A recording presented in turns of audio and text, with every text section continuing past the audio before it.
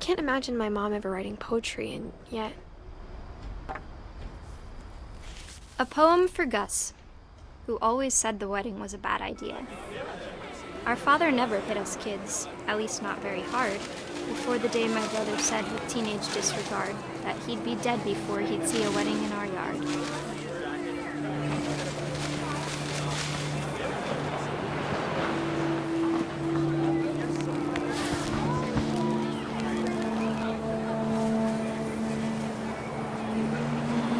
My father made him come, of course, but Gus stood far apart, just flew his kite and bottled up the storm inside his heart.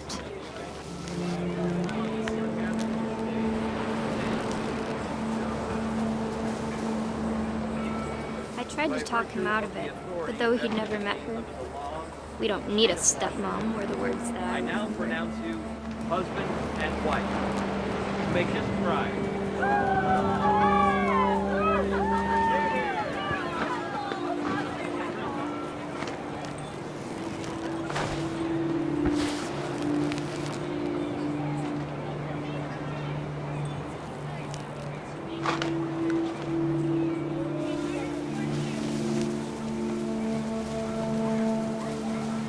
When the time for photos came, Dad ordered him to come here.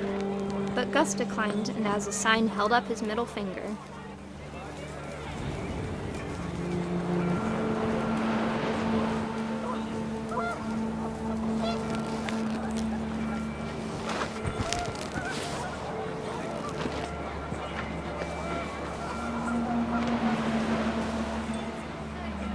The wind picked up, and panicked geese appeared and quickly went.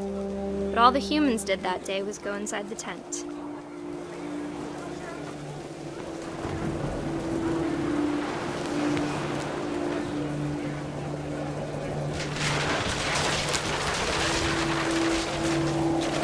The rain came down in buckets then, but no one seemed afraid that nature might destroy the tent our dad had crudely made.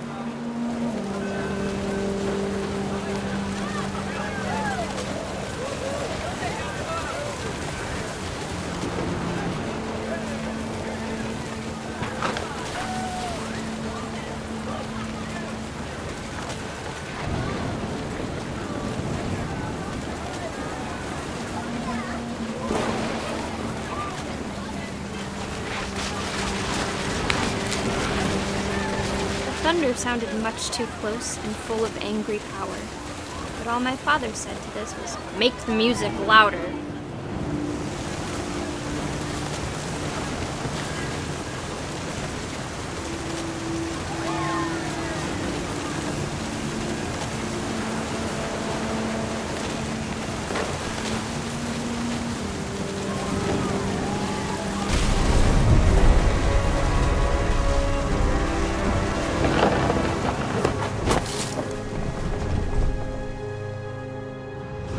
I wish that I could truly say I thought about you on that day. Out there on the beach alone, just you, the wind, the sea, and foam. But I didn't, until we found you.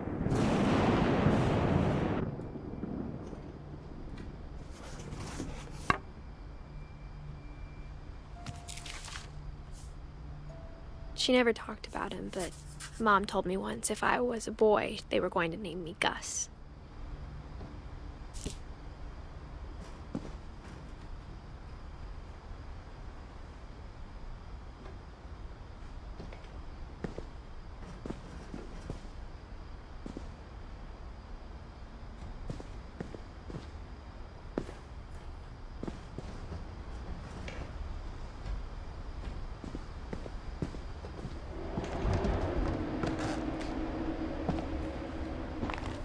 My mom moved up to the loft after her brothers died.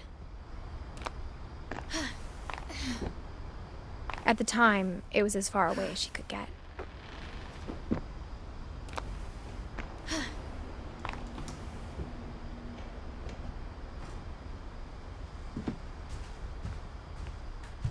She spent a summer building houses in Calcutta, where she met my dad, Sanjay.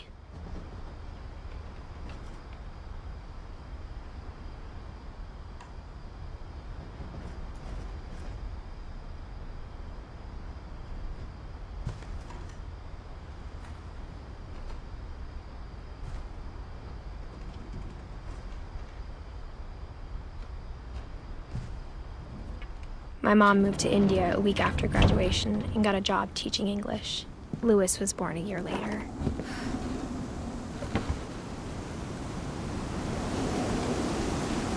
When my dad died, I don't think Mom knew where else to go. I'm sure Edie was happy to have her back.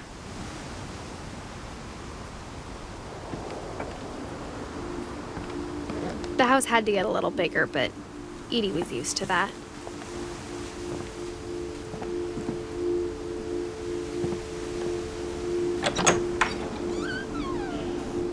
And for a while, things were good, almost normal. But it didn't last.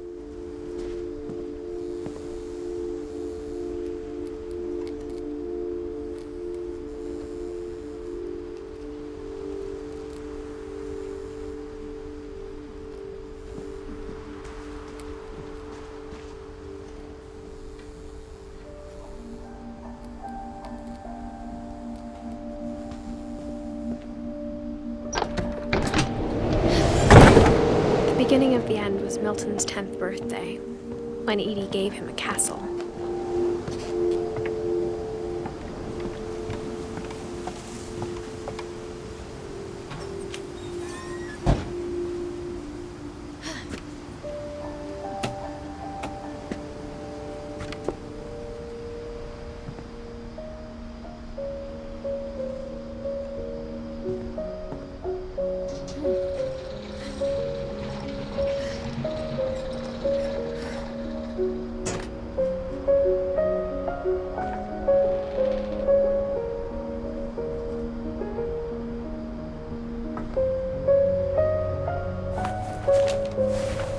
Milton Finch in The Magic Paintbrush.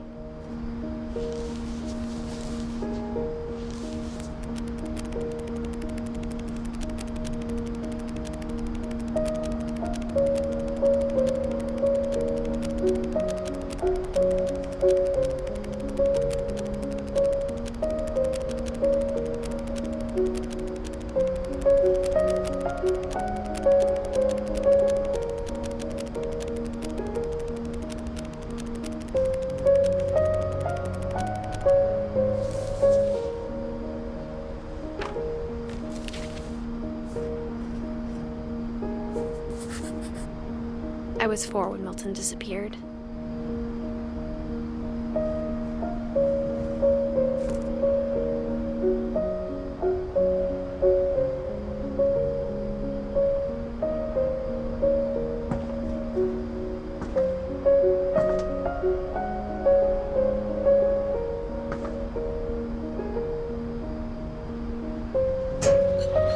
Mom spent months searching for my brother.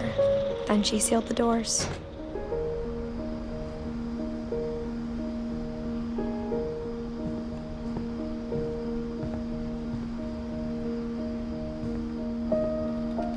Whatever Milton had found in the house, Mom didn't want it getting out.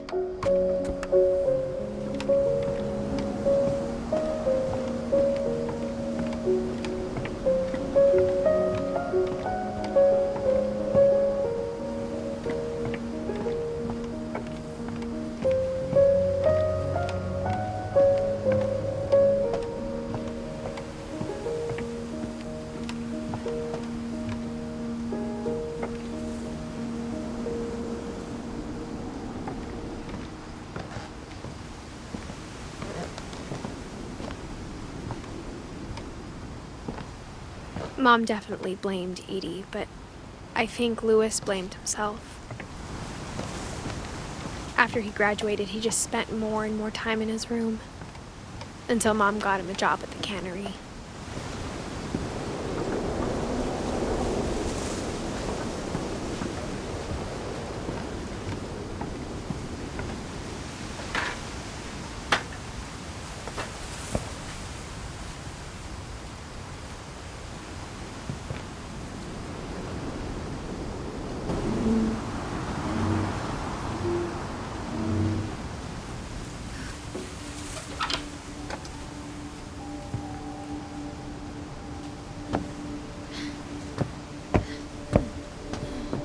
Louis's room smelled very, very familiar. that part of him lived on. Lewis and I spent a lot of time playing games together, but he was surprisingly bad at them. He died a lot.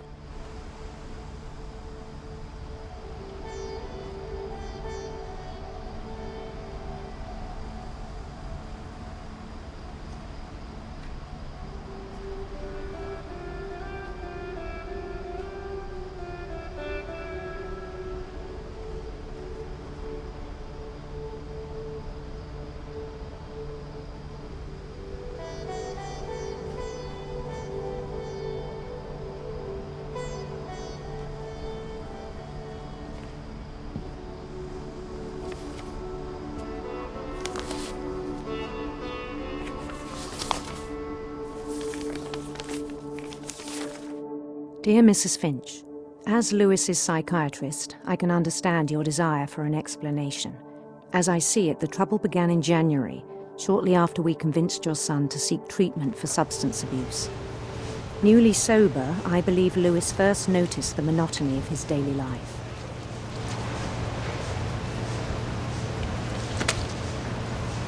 He kept working at the cannery. But he withdrew part of himself.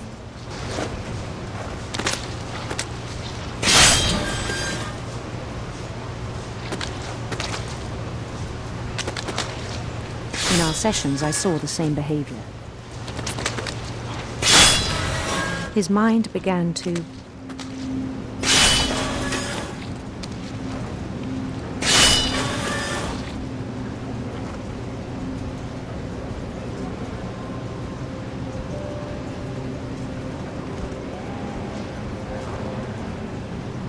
wander.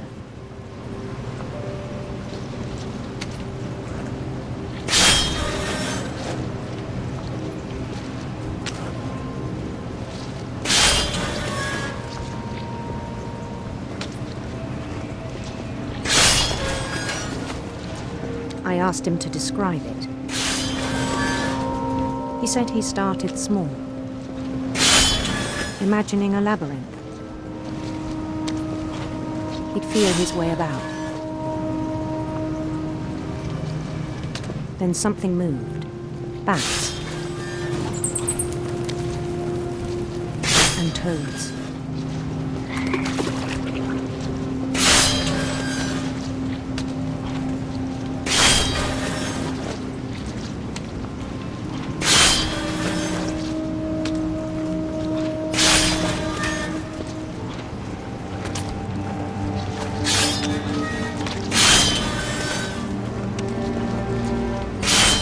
Things that have not names. He knew it was all in his head. But he took it very seriously. I had hoped he'd find himself.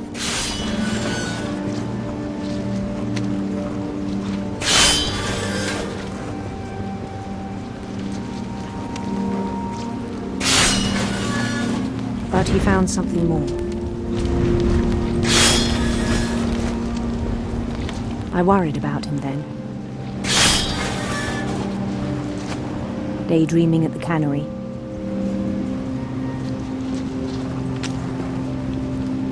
I spoke with his boss. But he said Lewis had become a model employee. Methodical, tireless, focused. Like a whole new Lewis. So I let him go on.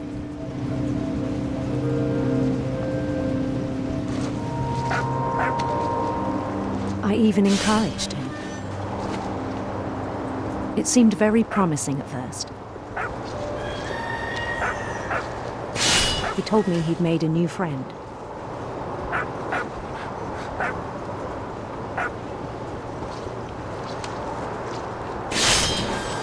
On the edge of a city he named Lewis-topia.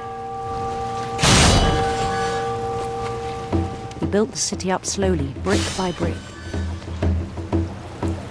Then he made musicians.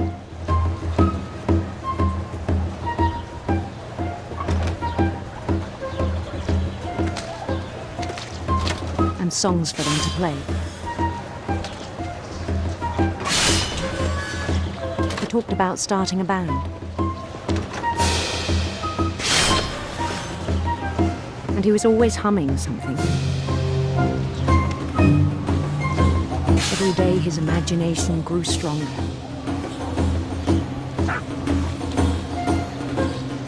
He no longer spoke at the cannery. But his chopping was as reliable as ever. Then one day it struck him that all the cheering crowds, even the stones under his feet, were all in his imagination, so he could do whatever he wished.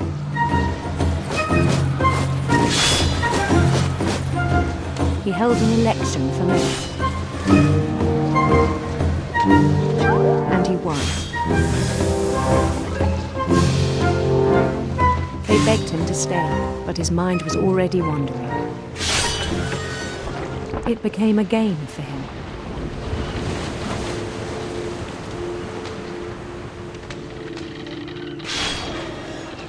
He'd conquer a city, then immediately push on. New Louisville.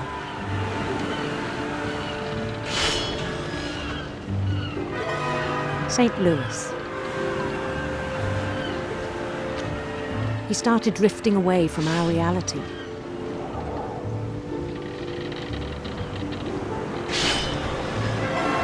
Minneapolis, until one day he forgot to go home from the cannery. Even as his mother pleaded with him, part of Louis kept sailing on.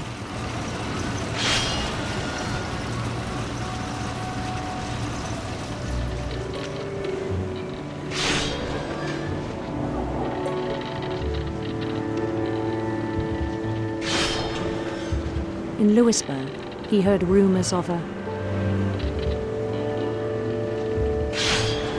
handsome queen.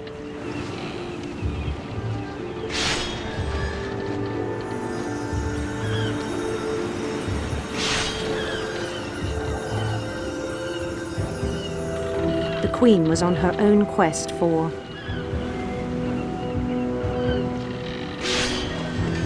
radiant rainbows.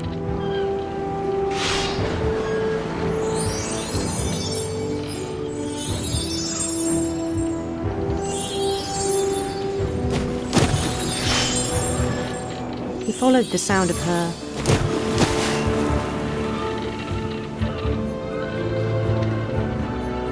electric sitar.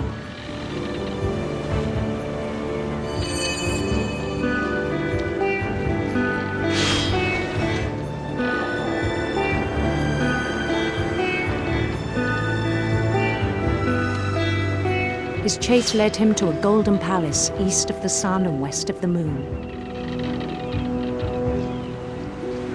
Even then, his logic remained sound.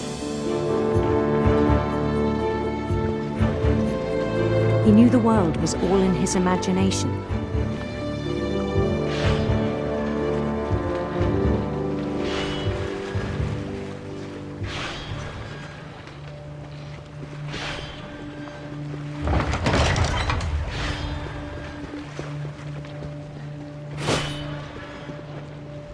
But he was so proud of having created it. In his own eyes, he'd become something greater than a king.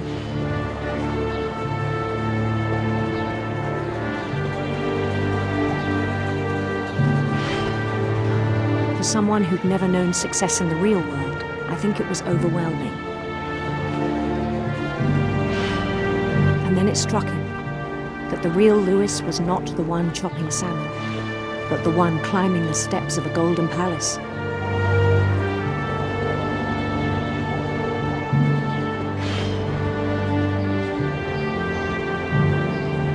My imagination is as real as my body, he told me.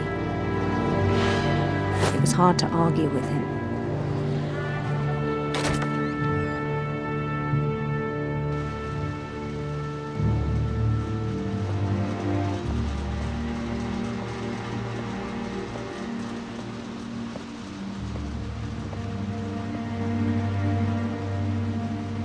He began to forget the world we know.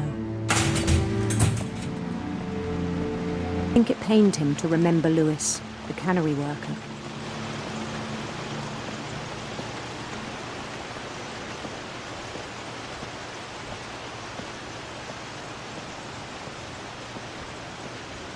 He began to despise the man with a royal contempt.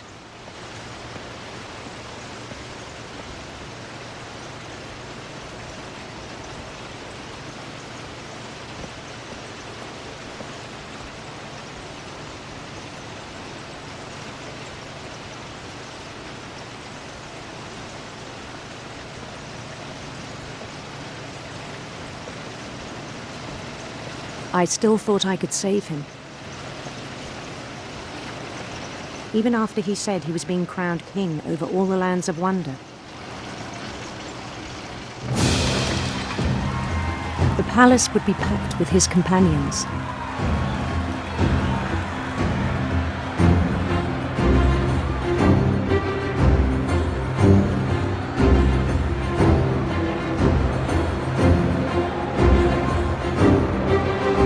Including the wise Calico who'd insisted on inviting him.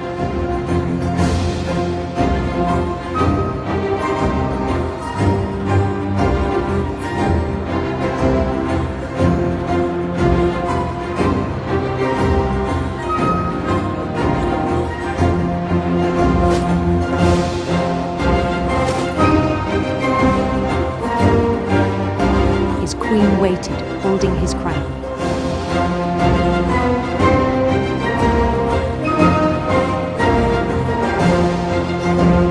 There was only one thing left to do.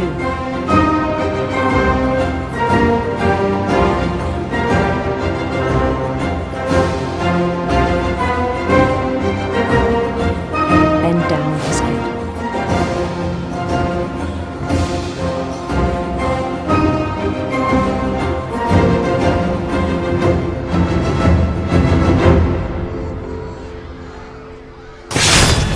And the rest I think you know.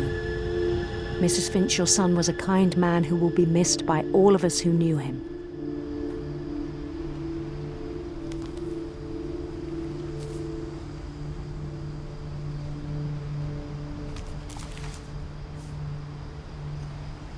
My brother was really cool. I wish you could have met him.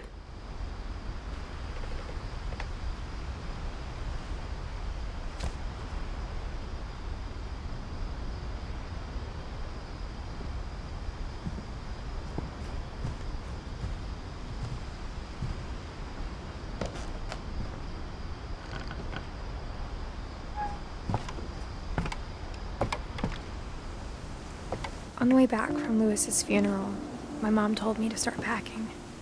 She waited until the day before we left to tell Edie. I'm not sure if she wanted to make it easier or harder.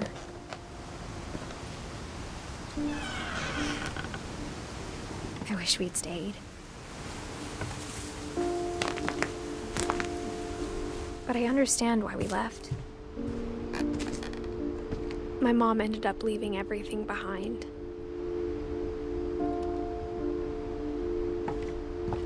What happened that night had been coming for a long time. Maybe it should have come sooner.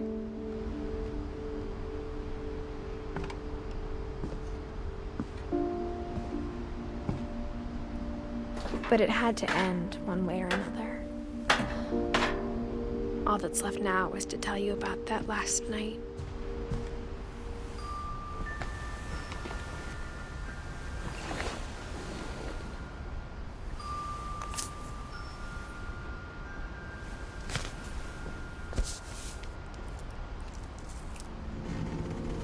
That whole last day, Edie just watched us pack and didn't say a word.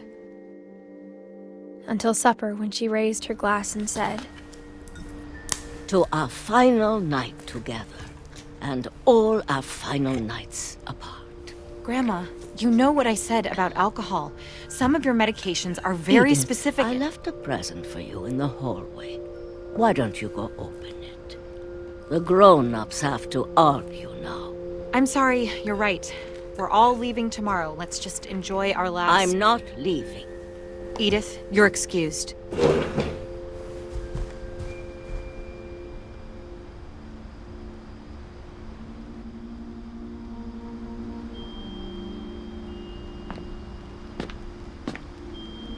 The power had been shut off that morning, but Edie always had plenty of candles. When my mom sealed the library, I don't think she knew about the other entrance. Or that Edie had a key to it.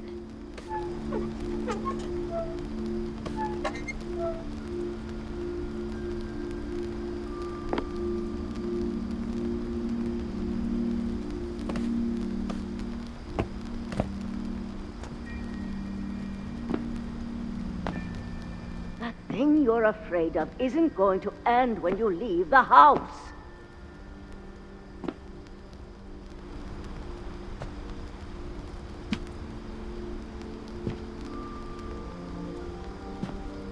Edith has a right to know these stories. My children are dead because of your stories. I think it's best if Edith and I leave tonight.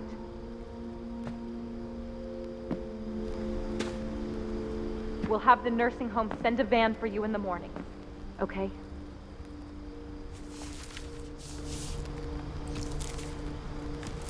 Dear Edith, there's so many stories I wish I could tell you, but there's only time for one. This is about what happened on the night you were born. That night, the tide went way, way out. It was the first and last time I ever saw the old house aground. There'd been an earthquake out in the middle of the ocean. They called it the lowest tide in 1,000 years. God, it smelled awful. You know, I've seen that house every day of my life.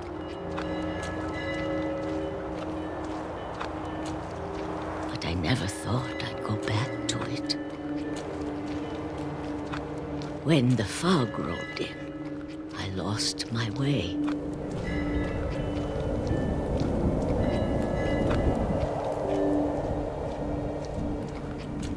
I got turned around. For a while, I wandered.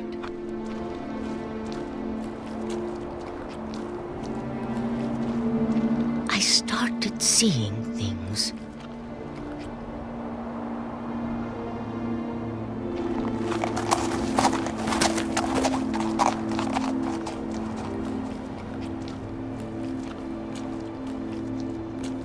Things I'd forgotten had ever existed.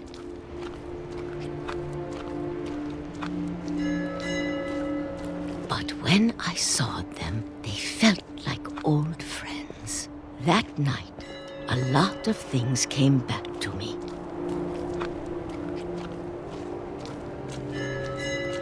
Or maybe I came back to them.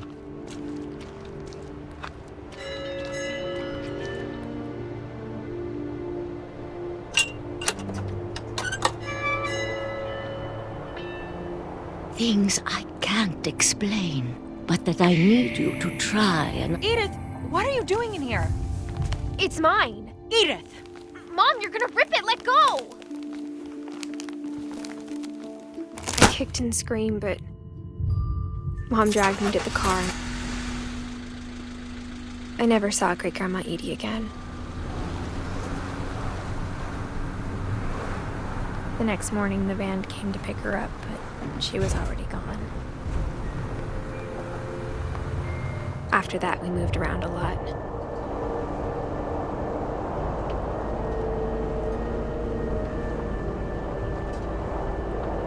We both tried to make the best of it.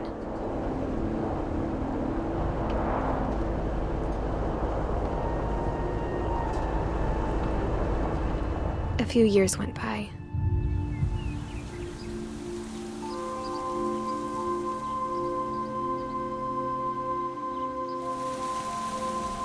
My mom didn't like to talk about it, but she started getting sick a lot.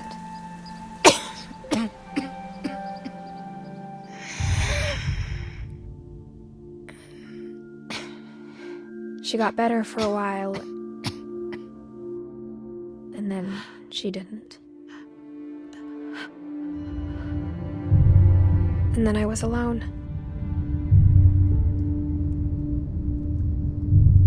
The last Finch left alive.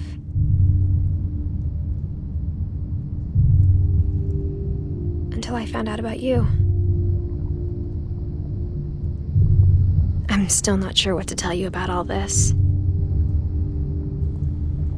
If we lived forever, maybe we'd have time to understand things. But as it is, I think the best we can do is try to open our eyes. And appreciate how strange and brief all of this is. This journal was supposed to be for you. You'll never see it. I just want to meet you and tell you all these stories myself. But I guess if you're reading this now, things didn't work out that way.